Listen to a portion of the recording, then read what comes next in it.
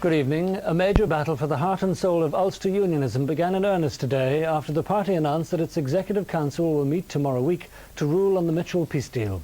Launching what he described as a short but momentous campaign, David Trimble said he confidently expected that Mr Mitchell's recommendations would produce decommissioning and devolution.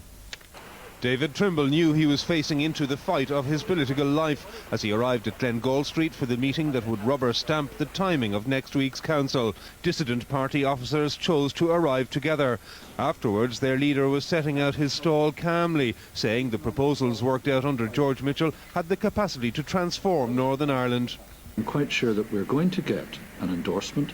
I'm confident that we're going to get quite a significant endorsement. And don't have any reservations or doubts in that respect. But a dramatic intervention from the back of a crowded press conference abruptly derailed Mr Trimble's efforts. David Brewster, one of the dissident officers, objecting to the terms of a party press release that suggested they had backed the Mitchell plan. We did not do that, sir. I think it's about time we had a bit of honesty in this party. As his opponents fumed, David Trimble attempted to paper over the cracks, but the damage was done, and Jeffrey Donaldson hammered home the point later. That we should not break the word we gave to the people, that we would not sit in an executive until the IRA had begun to decommission their weapons. That's a very strong view within the party. Later at Stormont there was even more misery for Mr Trimble when the deputy whip of his Assembly party stood down. The suggested schedule of the current proposals has presented me with a dilemma. So a shaky start to David Trimble's efforts to sell the Mitchell package to his party. He'll have hoped that his opponents have damaged their cause by airing their differences in public and that things will improve for him as the week goes on. At the start of President Clinton's visit to Greece, there were violent demonstrations in the capital Athens where police fired tear gas at thousands of protesters. The US president travelled to the Greek capital following the conclusion of the European Security Summit in Istanbul. Air Force One touched down late this afternoon, bringing the President, his wife and daughter to Greece on a short visit. The President said that he looked forward to experiencing Greek hospitality, and he told the Greeks they had a special relationship with America. Tomorrow I want to speak with the people of Greece about what we can do together to build a Europe that is undivided, democratic, and at peace for the first time in history, and about how together we can overcome the remaining challenges to that vision by stabilizing the Balkans and achieving lasting reconciliation between Greece and Turkey. He was greeted enthusiastically at the airport, but a very different situation awaited him in the city. His earlier bonhomie didn't pass muster here, where about 10,000 people took to the streets in protest over America's policy in the Balkans. Shop windows in the city centre were smashed, cars and flags were set on fire. It surely wasn't the type of hospitality he had imagined. These banners refer to him as the butcher of the Balkans for his part in NATO's assault on Yugoslavia. The Clintons are due to spend the night at a hotel only a mile from these scenes, but this 24-hour stopover doesn't give the President much time to change these attitudes. Susan Byrne, RTE News. The Labour Party has tabled a Dáil motion of no confidence in the Minister for Justice over his handling of the refugee issue. The motion is co-sponsored by Fine Gael and the Greens. Meanwhile, Junior Progressive Democrats Minister Liz O'Donnell said she was concerned by remarks made about refugees by the chairman of the Eastern Health Board, Ivor Callally.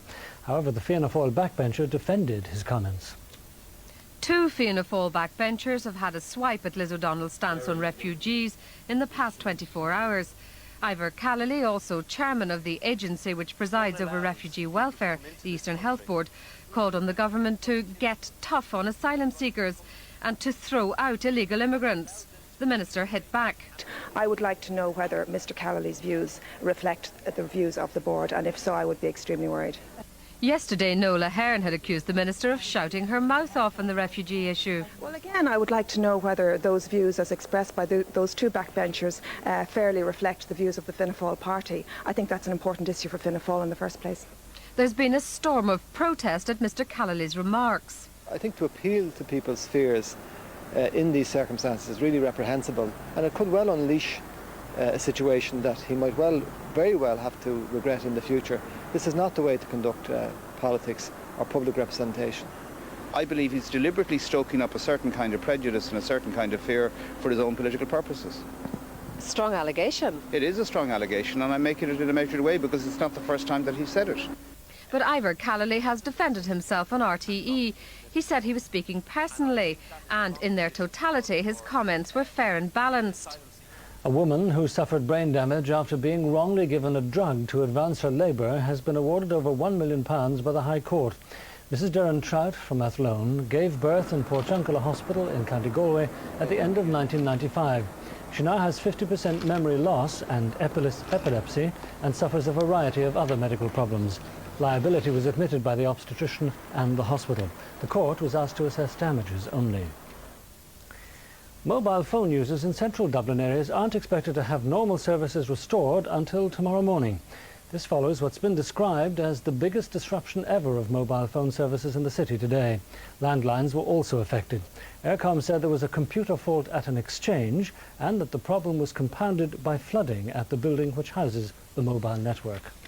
What is probably the busiest hours of the phone users' week fell frustratingly silent this afternoon due to a major fault with computer software at a Dublin exchange.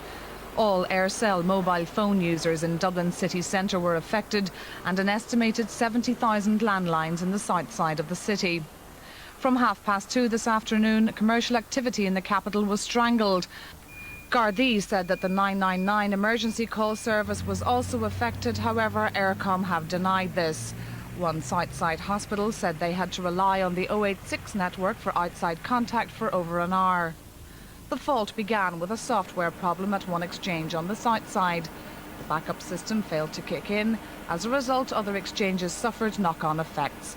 This was probably the most serious disruption to the phone network in recent years, certainly since mobile phone use became a feature of everyday life. Eircom were quick to dismiss any fears this afternoon that this may have been a taste of what's to come with the Millennium Bug. A spokesperson said that while the problem was a computer software one, they don't anticipate a Y2K problem. That was Friday's News Extra. Have a pleasant weekend. A very good night to you.